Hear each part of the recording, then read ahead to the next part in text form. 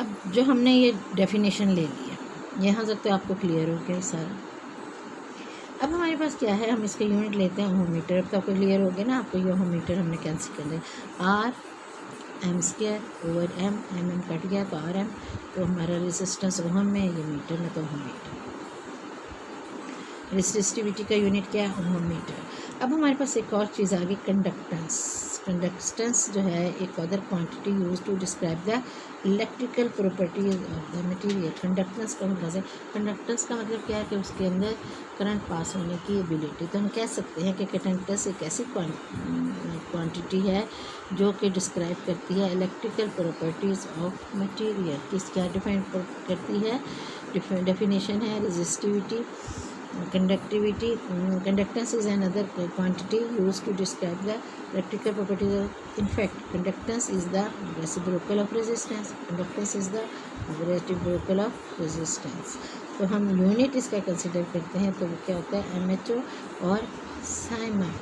Simon, MHO और siemens, या आपने likewise conductivity, rho is the reciprocal of resistivity.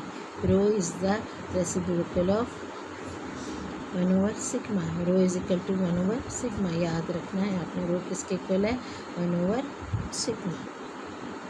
यहाँ भी आप कंसीडर कर सकते हैं, ये देखना है उसको इसी फॉर्म में, MH जो भी आप कंसिडरेशन इसकी ले रहे हैं आप उसको ऐसे कंसीडर कर सकते हैं। चलें, अब हमारे पास rho is equal to 1/सिग्मा।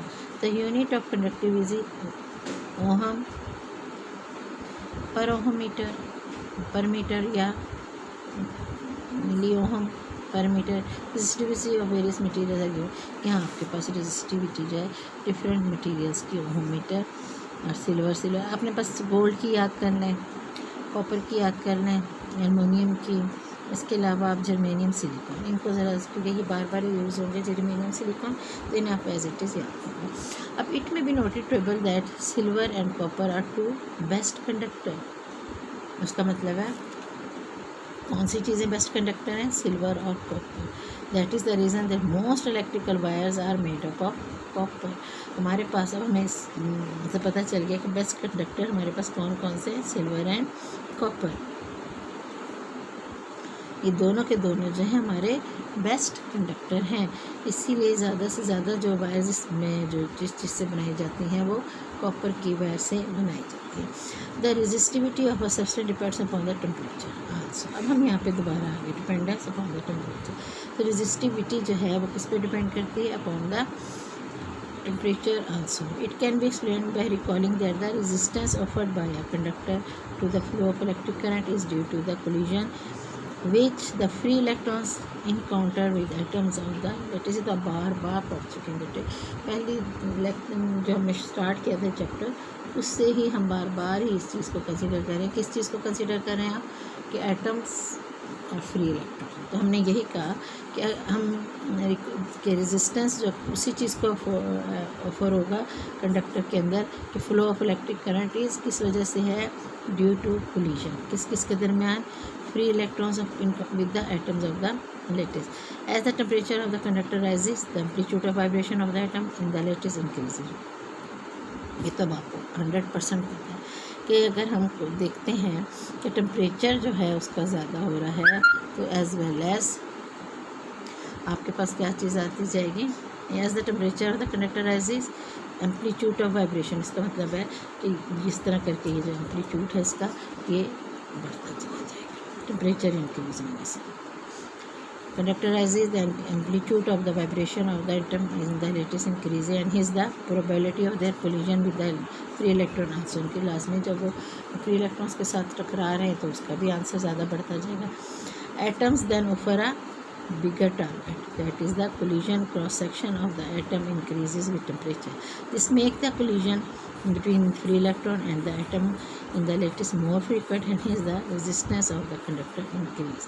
Temperature increase होने से रेजिस्टेंस भी इंक्रीज़ होगा और उनका कोलिजन भी आपस में इंक्रीज़ होगा। इसलिए हम कहते हैं कि हमारा आंसर जो है वो टेम्परेचर की वजह से बढ़ेगा।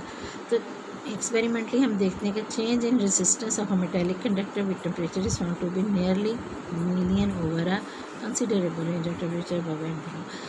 अब आपको ये भी पता है कि हमारा अगर टेम्परेचर बढ़ रहा है तो एक लिमिट तक जाएगा। अब ये तो नहीं कि अब आप फॉर एग्जांपल आप किचन में कोई काम कर रहे हैं तो अपनी हीट को इस हद तक ले जाएं कि आपको नाकाबिल बर्दाश्त हो जाए, लेकिन फ्रिज है या आपकी इस्त्री है उसमें आपने एक लिमिट तक रखनी होती है अपनी हीट को, और उस लिमिट से आप अपने आंसर लेते जाते हैं। तो यही एग्जांपल है कि आपका बल्ब है घर में और बल्ब सारी रात आपका ऑन है, तो लेकिन उसका जो हीटअप हुआ है वो एक कांस्टेंट वाइबिलिटी पे आके कांस्टेंट है और उससे ज़्यादा वो हीटअप नहीं होगा। उससे ज़्यादा हीटअप होगा तो लाजमी आपका जो भी सिस्टम है वो उसी वक्त जो है ख़त्म हो जाएगा और वो कट जाएगा सर्किट से। लेकिन अगर कांस्टेंट वही टेम्परेचर पे आंसर रहते रहेंगे तो हमारा बल्ब जो है वो ऑन रहेगा, चाहे वह पूरी रात चलाए चाहे पूरा महीना चलाए, लेकिन उसके ऊपर जो टेम्परेचर कांस्टेंट की वजह से जो आंसर आना शुरू हो गया वो आपको आता रहेगा, otherwise you can't get answer. इसीलिए यहाँ पे कहा गया है कि change in resistance of a metallic conductor with temperature is found nearly linear over a considerable range of temperature above and below zero. Clear हो गया आपको? Over such a range the fractional change in the resistance per kelvin is known as the temperature coefficient of resistance. बस ये temperature coefficient of resistance अब आपने याद करना है कि ऐसी रेंज है जिसमें change in temperature per kelvin is known as the temperature coefficient of resistance. इंशाल्लाह फिर मैं आपको थोड़ा सा कल क्लियर करूँगी।